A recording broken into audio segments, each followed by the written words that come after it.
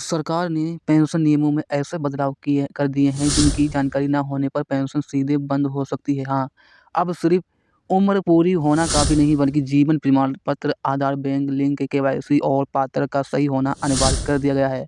ये है कि आधार और बैंक खाते की जानकारी में गड़बड़ी होना पेंशन योजना की में आधार सीडिंग अनिवार्य कर दी गई है। यदि आधार नंबर गलत है या आधार अपडेट नहीं है तो या बैंक खाता से लिंक नहीं है तो पेंशन जाती है। उदाहरण के लिए जैसे कि किसी पेंशनधारी का आधार पुराना है जिसमें पता या नाम की स्पेलिंग अलग है और बैंक रिकॉर्ड में नाम अलग है तो सिस्टम उसे मिसमैच मानकर भुगतान पैसा जो भी है आपका वो रोक देता है। इसके बाद ये है कि ई-केवाईसी अपडेट ना करना। बैंक समय-समय पर की ई-केवाईसी अपडेट की मांग करती है। पेंशनधारी यदि ये सोचकर केवाईसी नहीं कराते हैं कि उनका खाता पुराना है तो ये बहुत बड़ी भूल होती है।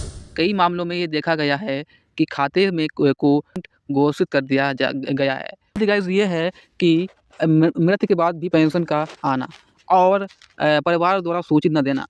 यह एक गंभीर मामला है। पेंशनधारी की मृत्यु के बाद यदि परिवार पेंशन विभाग या बैंक को सूचित नहीं देता है और खाते से पैसा निकलता रहता है तो इसे अवैध प्राप्त माना जाता है। बाद में सरकार यह पूरी राशि ब्याज सहित वसूल सकती है। अब बात करते हैं कि नए नियमों की जिन्हें हर पेंशनधारी को जानना बेहद ज़रूरी है कि पहला नियम यह है कि डिजिटल तीसरा यह है कि नियम ये है कि एक ही व्यक्ति एक से अधिक सामाजिक पेंशन नहीं ले सकता। यदि कोई भी वृद्धा पेंशन या और विकलांग पेंशन या फिर कोई भी विधवा पेंशन ले रहा है तो ऐसे में उसे डेटा ना मिलने पर ये सामने आते ही दोनों में से एक पेंशन बंद हो सकती है।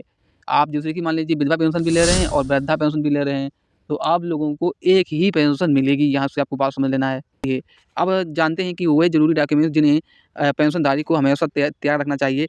सबसे पहला है कि आपके पास आधार कार्ड अपडेट होना चाहिए। दूसरा बैंक खाता पासबुक जिसमें नाम, खाता संख्या और आईएफएससी कोड सही हो। तीसरा जीवन प्रमाण पत्र या उसका डिजिटल रसीद नंबर। चौथा आपका स्वीकृति पत्र या फिर पीपीओ नंबर जो पेंशन की पहचान होता है। पाँचवां आपका मोबाइल नंबर जो आधार कार्ड और बैंक में दोनों से लिंक होना चाहिए।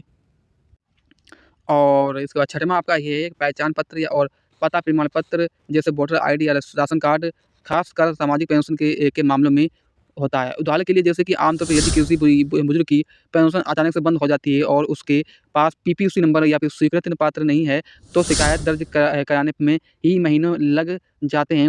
वही जिसने सभी डॉक्यूमेंट्स संभाल कर रखे और उसका मामला जल्दी ही सुलझ जाता है।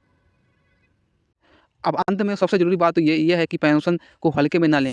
ये आपकी जीवन भर की मेहनत और सरकार की ज़िम्मेदारी दोनों का प्रमाण पत्र है। लेकिन इसे पाने के लिए नए नियमों का पालन आपकी ज़िम्मेदारी है। समय पर जीवन प्रमाण पत्र दें, डॉक्यूमेंट्स अपडेट रखें, गलत जानकारी ना दें और किसी भी बदलाव की सूचना तुरंत दें। यही सावधानी आपको पेंशन रोकने की रिकवरी और नोटिस और अनावश्यक दौड़-भाग से बचा सकती है। तो आज का वीडियो इतना ही। अगर आपको ये वीडियो पसंद आया हो तो वीडियो को ज़्यादा से ज़्यादा लाइक करें, शेयर करें, सब्सक्राइब करें। Thank you.